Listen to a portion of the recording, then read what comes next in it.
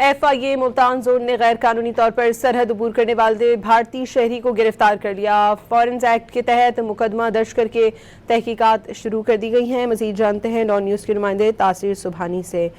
طاہر بتائیے گا بھارتی شہری کو کہاں سے گرفتار کیا گیا ہے؟ جی بالکل، میں آپ کو بتاؤں کہ یہ FIA ملتان زون نے کارروائی کی ہے۔ باولپور کا علاقہ ہے چولستان کا، جہاں پر جو ہے یہ انڈین شہری ہے جو کہ یہاں سے پاکستان میں داخل ہونے کی کوشش کر رہا تھا، جس کے بعد جو ہے وہاں پر مقامی پولیس نے اس کو کرنے کے بعد جو ہے اس جو نوجوان ہے انڈین شہری، اس کو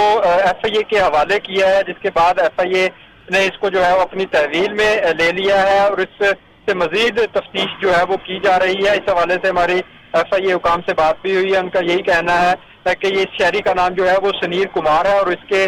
جسم پر باقاعدہ SK کے نام سے جو ہے وہ ٹیٹوز بھی بنے ہوئے ہیں اور اس سے مزید تفتیش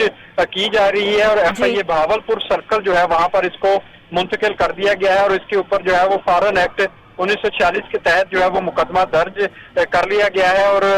FIA ملتان زون اور بہاولپور زون جو ہے وہ اس سے مشترکہ طور پر جو ہے وہ تحقیقات کر رہے ہیں۔ میں آپ کو بتاؤں کہ یہ چولستان کا علاقہ ہے بہاولپور کے پاس، جہاں سے